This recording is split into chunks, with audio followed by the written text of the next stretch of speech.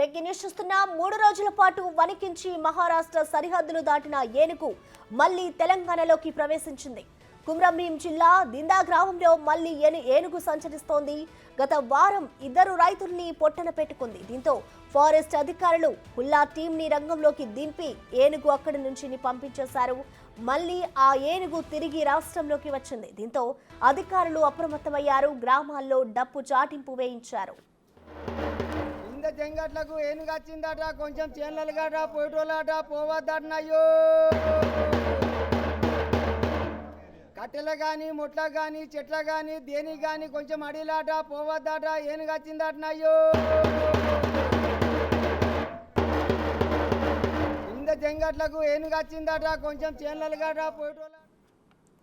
దీనిపై మరిన్ని వివరాలు మా ప్రతినిధి అంజయ్య అందిస్తారు. అంజయ్య, చెప్పండి, ఫారెస్ట్ అధికారులు ఏనుగుని తిరిగి పంపించేసిన తర్వాత మళ్ళీ తెలంగాణలోకి ప్రవేశించినట్లుగా తెలుస్తోంది. దీనికి సంబంధించి ప్రెసెంట్ అటవీ అధికారులు ఎలాంటి నియమాలు పాటిస్తున్నారు అనుకోవచ్చు అంజయ్య?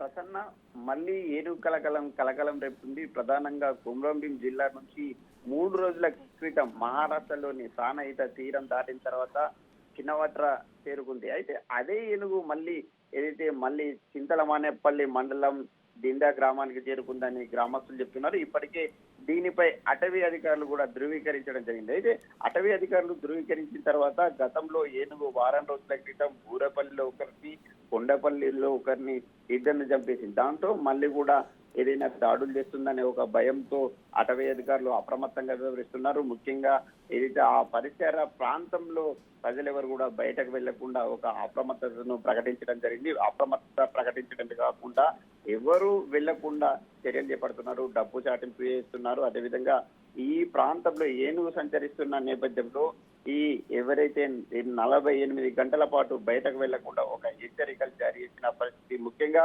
ఏనుగు దాడి చేస్తుంది, అదేవిధంగా ప్రాణాలు తీస్తున్న నేపథ్యంలో ప్రజలందరూ కూడా అప్రమత్తంగా ఉండాలని చెప్తున్నారు. ముఖ్యంగా ఇప్పుడున్న ఏదైతే దిందా గ్రామం ఉందో ప్రాణహిత సరిహద్దు గ్రామం, అంటే మహారాష్ట్ర ప్రాంతం నుంచి ఎంటర్ అయిన తర్వాత ఏనుగు చేరుకున్న గ్రామం. అయితే అటవీ అధికారులు ఇప్పటికే రంగంలోకి దిగడం జరిగింది. మళ్ళీ మహారాష్ట్ర నుంచి వచ్చిన ఏనుగును పంపించడానికి ఆపరేషన్ చేపట్టడానికి సిద్ధమవుతున్నారు. ఏ విధంగా చేపట్టాలనే అంశంపై కూడా ఒక కసరత్తును ప్రారంభించడం జరిగింది. కానీ ప్రజలు మాత్రం అప్రమత్తంగా ఉండాలి. అటవీ ప్రాంతంలో ఉన్న నేపథ్యంలో అటువైపు వెళ్లిన నేపథ్యంలో ఆ ప్రజలందరూ అప్రమత్తంగా ఉండే విధంగా ఒక చర్యలు చేపట్టిన పరిస్థితులు అక్కడ కనిపిస్తున్నాయి. ప్రసన్న,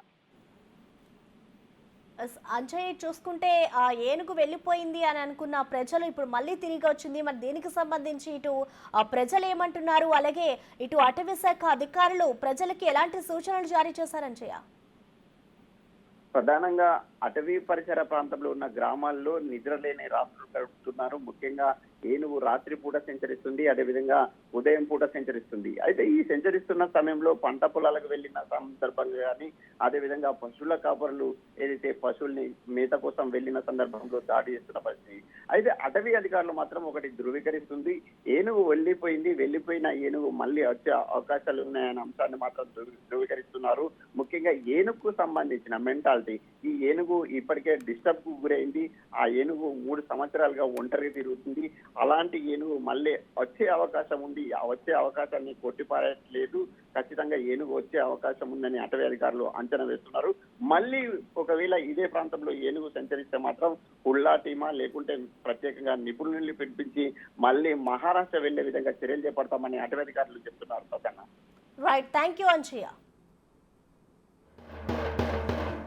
కట్టెలు కానీ ముట్ల కానీ చెట్ల కానీ దేనికి కానీ కొంచెం అడిలాట పోవద్దట, ఏనుగు వచ్చిందటనయ్యో. చెంగట్లకు ఏనుగు వచ్చిందట, కొంచెం చేనులు గట పోయేటోళ్ళట పోవద్దటనయ్యో. కట్టెలు కానీ ముట్ల కానీ చెట్ల కానీ దేనికి కానీ కొంచెం అడి